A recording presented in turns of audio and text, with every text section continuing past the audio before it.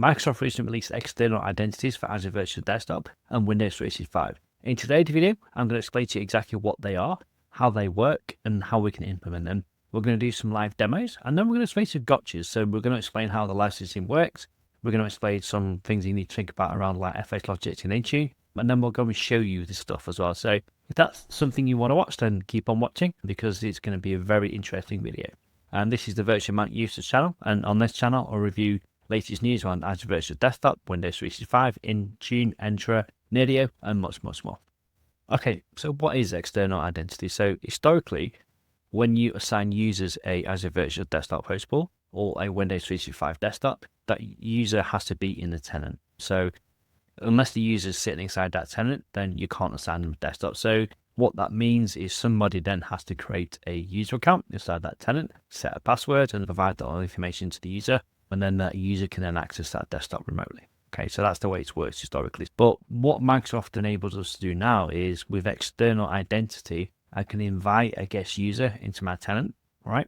And then I can assign that guest user a Windows 365 desktop or assign them to a Azure Virtual Desktop host pool, whether that's a multi-session or single session as well. So it enables the user to use one account to authenticate. They can authenticate using their existing account in that separate organization. So if you've got an external contractor, for example, rather than having that user manage two separate accounts inside your own tenant, then we can just say, hey, we're going to invite contractor.com into my tenant and then assign him a desktop, and then he can access that desktop using the same account details that he uses inside his own tenant. Okay, so it just makes the whole process a lot simpler. So I'm just going to walk through some prereqs because this is in preview at the moment. So there's some prereqs that we need to be aware of, and then we'll implement this as well. So just going to switch over to my screen. We're going to cover both Windows 365 and also Azure Virtual Desktop. So the biggest prereq that you need to be aware of is you need to be running like Windows 11 24 H2. And there's also a KB that you need to have installed, which is KB 506 5789. I've actually done the testing on Windows 25 H2, okay, because that has that built in. So yeah, make sure you're completely up to date, and should be on Windows 24 H2 anyway, but you need to make sure you're on the latest version of that as well. The session host must be EntraID joined. We need to make sure it's EntraID only joined. And then we'll also need to make sure that single sign-on must be configured as well. If you don't have single sign-on enabled, this is definitely something you need to do before you can implement this as well, okay? And it works with both the Windows app and the web browser as well. There's a few register tweaks you need to make to the Windows app to get this to work.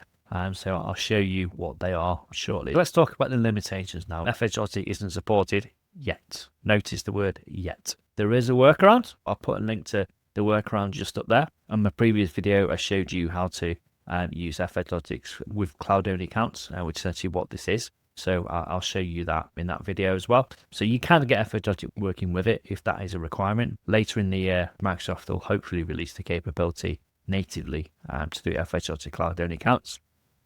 And the other one is around Windows Intune device configuration policies. Device configuration policies are assigned to the external identity, so user-based policies won't be applied to the user on the session host, right? Instead, assign device configuration policies. Any policy settings will need to target the device itself. If you've got any user-specific settings that you have within your Intune, they won't work. Okay, so that's another thing to be aware of. And the other thing is this is only available within Azure Public Cloud. So there's no Azure government support or 21 via net, which is China. The other thing to be aware of is limited support for token protection for external identities. We need to make sure that we're not using that as well.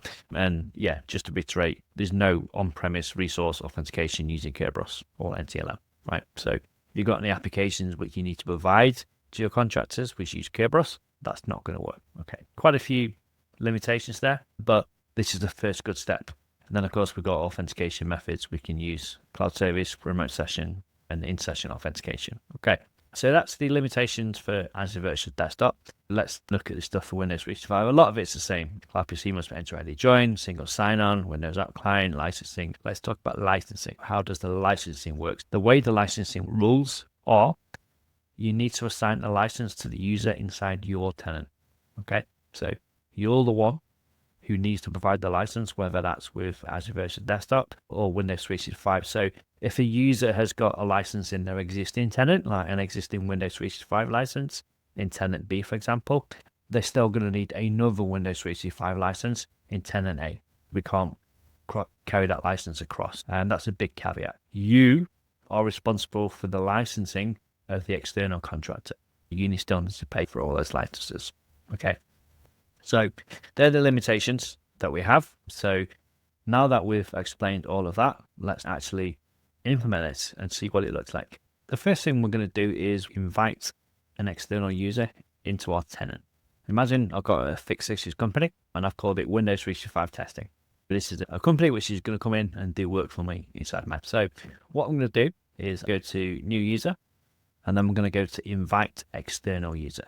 Okay, this is what we need to do.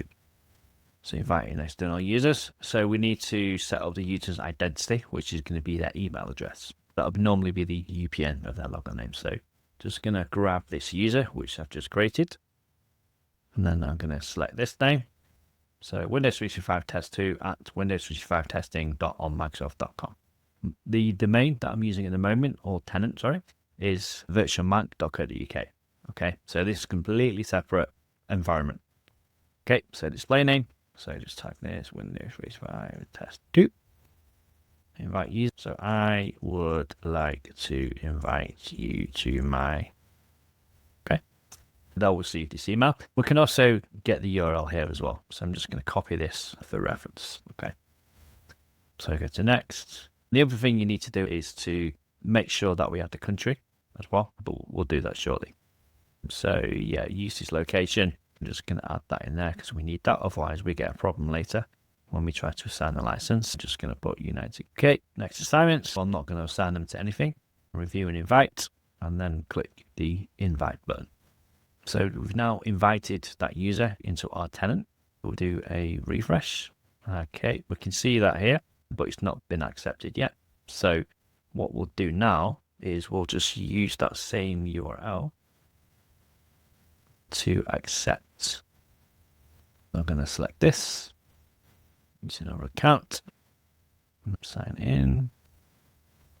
It's asking me the permissions, so I just want to accept that. This is my directory.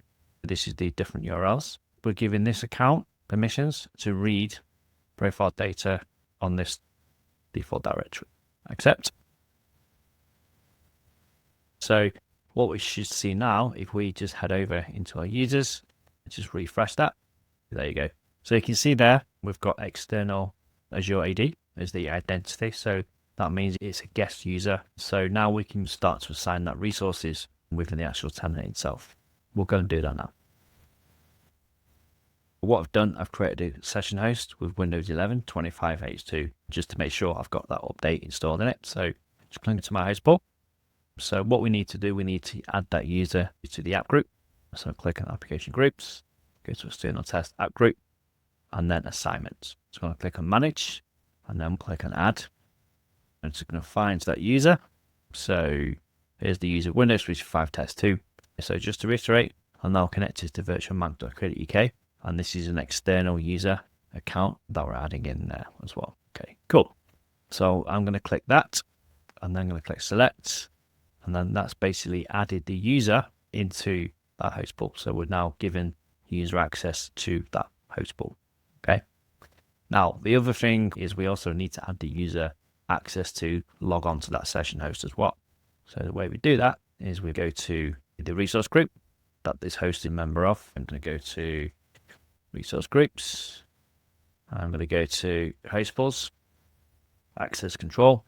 And we can also use EntraID groups for this as well. We need to add the user access. So if I go to role assignments, we can see here we've got the virtual machine user logon permission. All I need to do is click on add role assignment, find our user. So this is going to be virtual machine user login.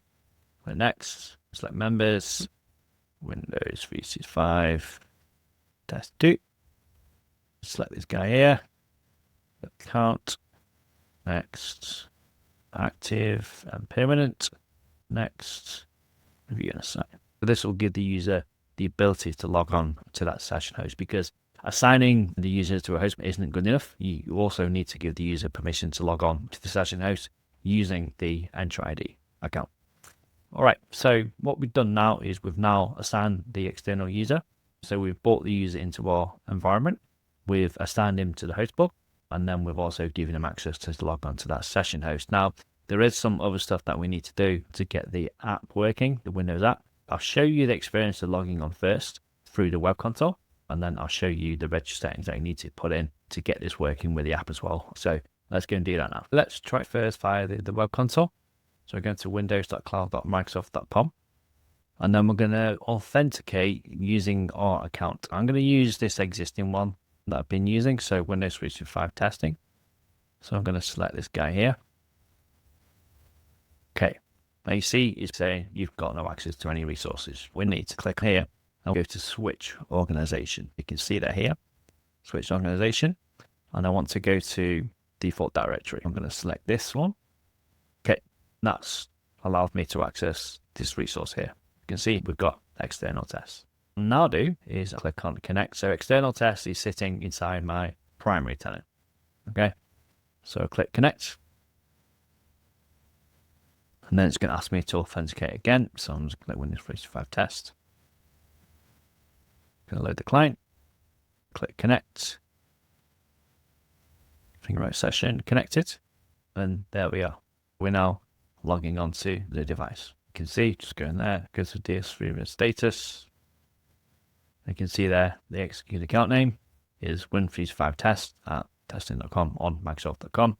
But this device is actually joined to virtualmac.co.uk. So completely separate tenant. Okay, so that's what that process looked like. So now we've got that. What we're going to do now is we're going to go and do the same thing with the Windows app. Okay. Just wanted to share this with you around the Windows apps. By default at the moment, if you try to launch the Windows app, you won't be able to access other tenants. So what you need to do is these register settings that I've got here in front of me. I'll put those in the description for you, but you need to set these register settings. The first one, enable sign-in UX. So that'll enable us to view what I'm about to show you, and then also enable unified feed discovery. If you don't have these two, this won't work. I'll show you what this process looks like from the Windows app perspective. I'm signed into the Windows app using my AVD admin account.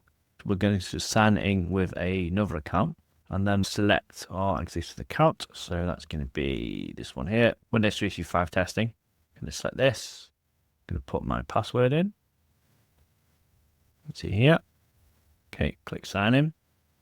Okay, so again, we've got this with no apps found because we don't have any desktops assigned in our environment. So we click on this account here, click on sign in with another account, and then we have this sign in options at the bottom.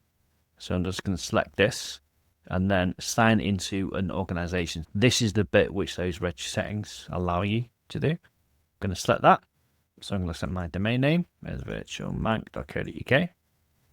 Select next, and then it's going to ask me for my authentication details. Testing. Sign in. It's going to ask me for my MFA authentication. Okay, and now we can see that desktop that we've got assigned to in a primary tenant. So I'm just going to click on this, click on connect. And there we are. We just logged into the same session that we logged into previously. So that's the experience that you get with Azure Virtual Desktop. For an external contractor, it's a much better process because I don't have to manage multiple accounts. It's a much easier process to log on. Okay, so that's for Azure Virtual Desktop. Now let's go and have a look and see what we need to do for Windows 365. Okay, so the first thing we need to do is to create a provision policy. So what I'm going to do is create a policy, and let's call this external contractors. We're going to access a full cloud PC desktop. We're going to do EntraID join. So remember, only EntraID join is supported in this scenario. We'll do Microsoft hosted network for simplicity. We're going to go into United Kingdom. We're going to keep that to automatic. The key thing here is to select this and make sure we're using a single sign-up. We click next. We're going to use 25H2, okay? Because obviously that's got this KB article in it as well. So always make sure we're using the very latest operating system. We're going to keep English, United. We don't need any of that. And we're not going to do any scoping. So the assignments, I've gone ahead and created a group automatically for this. And click group. And then I've called this external Windows 365 users. going to select that. Okay, so that's now selected. Review and create. Okay, so external Windows 365 users. Okay, we're good. And then we're going to create. So that's created that policy. We've now got that. There's nobody in that group and it doesn't have any licenses assigned to it. So it's not actually going to do anything currently. So what we're going to do now is assign licenses to that group as well. Okay, so let's go and do that now. So I've got this group here. I've got no users in that group. So I'm going to go here, I'm going to add members and find this external identity. You can see we've got Windows 365 test 2. Select is now a member of that group, but we don't have any licenses assigned. So we'll do that now. Okay, so I'm in the licensing portal. So what I'm going to do now is I'm going to click on my Windows 365 license. I'm going to go to groups and then click assign licenses. We're going to pick this group, the external Windows 365 users, assign licenses. So we're now assigned licenses to Windows 365 groups. So just refresh that. We can go ahead and add that person into that group. That should kick off a provisioning policy. We can see here that license assignment is now in progress. The license has now been assigned. Okay, so as long as the user is in the group and the group is assigned the licenses, that should then kick off the provision policy to provision a desktop for that user. Okay, so we head now back into the Intune portal. You can see here we've got the provision policy called external contractors, and that is now provisioning that desktop for Windows 365 test 2. In about an hour or so, that'll be ready. But what I'm going to do, I'm going to show you the experience because I've already got an existing account, which I did last week. So I'll show you what the logon experience looks like for Windows 365 as well. So let's go ahead and do that now. Our Windows 365 desktop has now been provisioned for our external user. As you can see, that's now finished. So what we're going to do, we'll go to the Windows app, log on, and then launch the desktop and see what that process looks like. I'm just going to go to launch the Windows app. Now we need to sign in as the user. So just going to go to sign in with another account, sign in options, sign into a organization. So similar to what we did previously. So go to virtual. Okay, authenticate to MFA. Okay, good. All right, so you can see now we can see our external AVD desktop that we've had previously, but now we can see our external contractors desktop. So I'm just clicking on the connect button. Now, obviously, if you're on a company device, those authentication details should be passed straight through to the single sign-on. Okay, and there we have it. So that's starting now. Go ahead, and that's launching that Windows 365 desktop. So again, just to iterate, we're coming in with a user on an external tenant. We've invited the user into the tenant. We've assigned them a Windows 365 license. That's kicked off the Windows 365 provisioning policy, which has then created this desktop, which we're now logging into for the first time. Nice, simple process. As I mentioned, beauty of this is we can now use that single identity. We don't have to create other accounts, but we still have to use and pay for a license inside your own tenant. As you can see on the screen here, we're connected to this tenant ID, and I'll just flag up on the screen to show you that it's a virtual map. And if we go down here, obviously we can just see that we are logged on with this account, which is in the Win 365 testing tenant. Okay, so just to prove that this machine, this Windows 365 desktop, belongs to the virtual Mac tenant, and I'm logged on to this using a W365 test account in the W365 test. Okay, so that's the external identities in action. External identities with a virtual desktop and Windows 365. I think it's a great feature. I think it really helps simplify external contractors. There's been a bit of a mixed reaction from the community. Some people love it, think it's not really useful, mainly because of the limitations that it has. Obviously, we can't control the Intune user policies. Profiles don't work yet. It's a bit of extra added complexity, and you need to have the license in your existing environment. For me, it skips a step in the process. Imagine mergers and acquisitions, or if you've got a large number of contractors you want to bring in, rather than having you to create the accounts, set the passwords, all that stuff, we can just literally send an invite to the user, assign it to resources, and there you go, job done. It's up for the user to sort out their own password and all that stuff as well. I can definitely see the use cases for this. I can also see the use cases where people manage multiple tenants as well, right? Some companies are very large and complicated. In those scenarios, it's quite useful as well. Rather than having to manage multiple accounts in different tenants, we can just basically create the accounts in the tenant and then invite that same user ID. And rather than managing 10 different accounts in 10 different tenants, I just need to manage one account and to use the external identity functionality for that as well. It's definitely a good start. It's something which a lot of customers have been asking for a long time now. I think it's really good that Microsoft have now introduced this. I like it. I'll be using this on my own dev environment and test environments rather than having to manage multiple different accounts. You can just use this as well. Definitely a big thumbs up for me. A good job from Microsoft to get it out there. I'm interested to hear your feedback. Are you going to be using this? What use cases can you see from it as well? If you enjoyed this video, please click the like and subscribe button, and I will see you next week. Thanks. Bye-bye.